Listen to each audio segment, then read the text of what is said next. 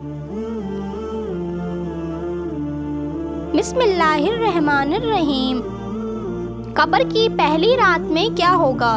جب مردے کو قبر میں لٹا دیا جاتا ہے اور لوگ اس پر مٹی ڈالنے لگتے ہیں تو مردہ سب دیکھ رہا ہوتا ہے، اور جب مٹی ڈال کر جانے لگتے ہیں تو مردہ ان کے قدموں کی آوازیں سنتا ہے۔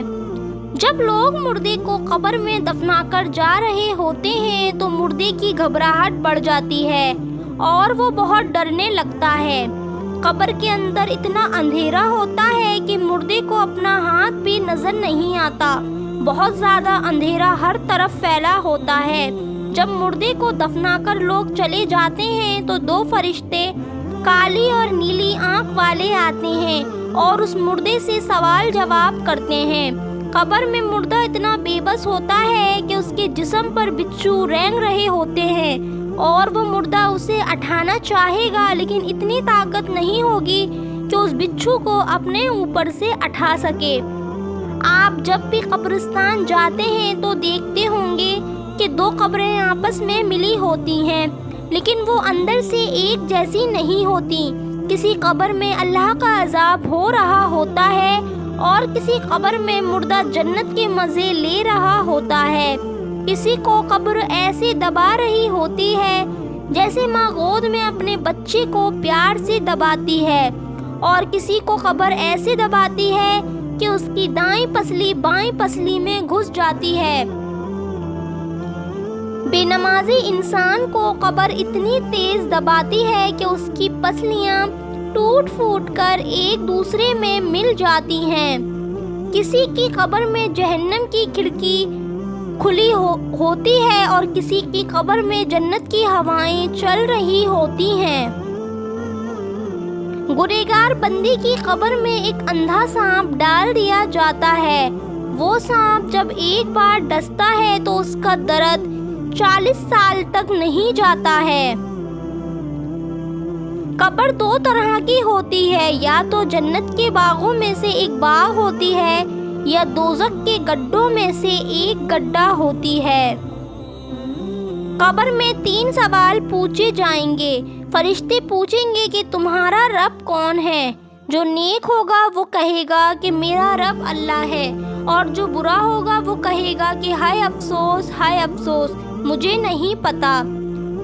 پھر فرشتے دوسرا سوال پوچھیں گے کہ تمہارا دین کیا ہے؟ تو جو نیک ہوگا وہ کہے گا کہ میرا دین اسلام ہے، اور جو برا ہوگا وہ کہے گا کہ ہائے افسوس، ہائے افسوس، مجھے نہیں پتا۔ پھر فرشتے تیسرا سوال حضور کریم صلی اللہ علیہ وآلہ وسلم کا چہرہ دکھا کر پوچھیں گے کہ یہ کون صحابہ ہیں؟ تو جو نیک ہوگا وہ کہے گا کہ یہ تو ہمارے پیارے نبی حضور کریم صلی اللہ علیہ وآلہ وسلم ہیں، اور جو برا انسان ہوگا اس سے فرشتے پوچھیں گے کہ یہ کون صحابہ ہیں؟ تو وہ کہے گا کہ ہائے افسوس، ہائے افسوس، مجھے نہیں پتا۔ جب مومن بندہ فرشتوں کے صحیح جواب دے دیتا ہے تو اس کی قبر میں جنت کی کھڑکی کھول دی جاتی ہے اور جنت کی ہوائیں اس کی قبر میں آنے لگتی ہیں۔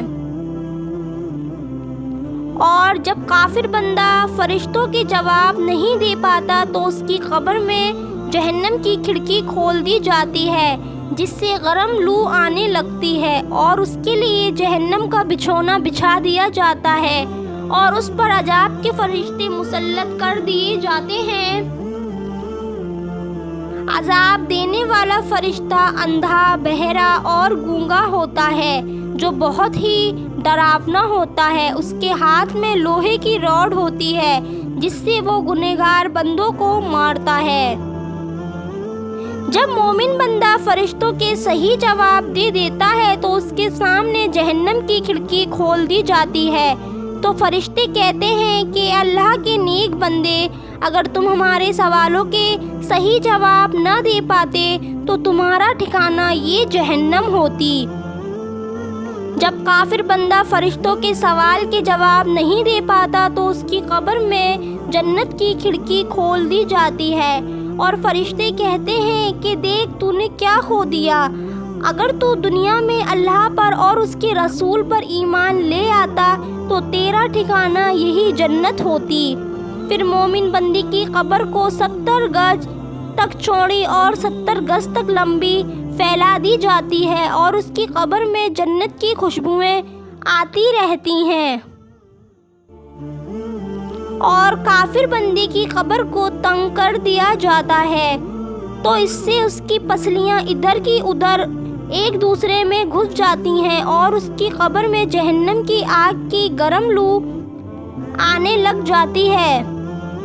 جب مومن بندی کی قبر کو 7 گز چوڑی اور لمبی کر دی جاتی ہے اور جنت کی خوشبوئیں آتی رہتی ہیں اور وہ کامیاب ہو جاتا ہے تو وہ مردہ فرشتوں سے کہتا ہے کہ مجھے جانے دو، میں اپنا حال اپنے گھر والوں کو بتا کر آ جاؤں گا کہ میں کامیاب ہو گیا ہوں۔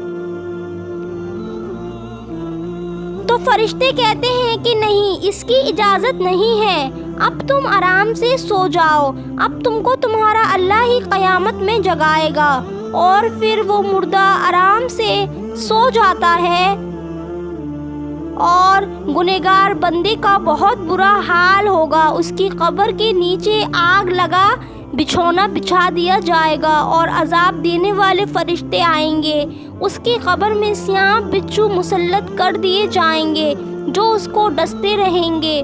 عذاب دینے والے فرشتوں کے پاس لوہے کے راڈ ہوں گے جس سے وہ گنہگار کو اس راڈ سے ماریں گے اور اس کو مارتے ہی رہیں گے۔ اللہ ہم سب کو قبر کے عذاب سے بچائے، آمین، اور ہمارے پیارے نبی محمد مصطفیٰ صلی اللہ علیہ وآلہ وسلم کی سنتوں پہ چلنے کی توفیق عطا فرمائے، آمین۔ پیارے دوستو، کیسا لگا آپ کو یہ واقعہ؟ میں امید کرتی ہوں کہ آپ کو پسند آیا ہوگا۔